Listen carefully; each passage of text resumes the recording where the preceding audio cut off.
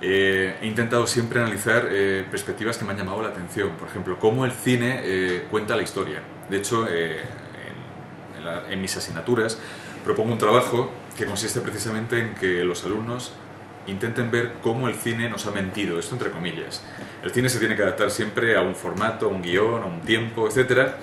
Y uno de los temas predilectos del cine es la historia. Episodios históricos concretos que al final acaban formando parte de la historia cinematográfica. El problema es que la historia real no tiene por qué coincidir con la historia que nos cuenta el cine. Podríamos basarnos en infinidad de ejemplos de supuestas películas históricas que cuando uno se acerca realmente a la historia real se da cuenta que el personaje ni era así, ni era tan alto, ni era tan guapo, ni la historia daba para tanto probablemente. Aquí es donde entra la imaginación de los guionistas y el talento.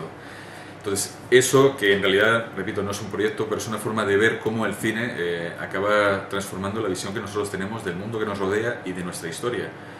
Muchos de nosotros, hasta que nos dio por dedicarnos a la historia o a investigar, a conocer algo más de la historia, la imagen que teníamos en nuestro subconsciente de qué había pasado en un momento determinado de esa historia era lo que una película nos había contado.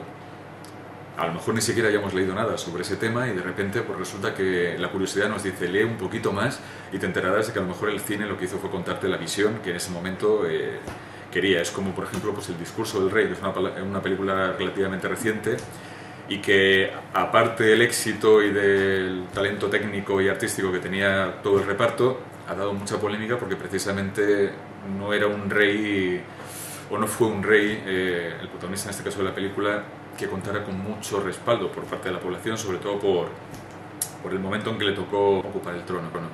Entonces, dentro de mis proyectos, como decía, sí que he intentado acercarme al cine, pero desde puntos de vista muy concretos, de cómo representa la historia o cómo algunos aspectos que luego acabas estudiando de una forma más teórica, pues el cine los ha trivializado, por ejemplo. Así que recuerde, y del que estoy especialmente orgulloso, es de una investigación que ya publiqué hace mucho tiempo en un congreso relacionado con el tratamiento del racismo en el cine, de cómo había evolucionado.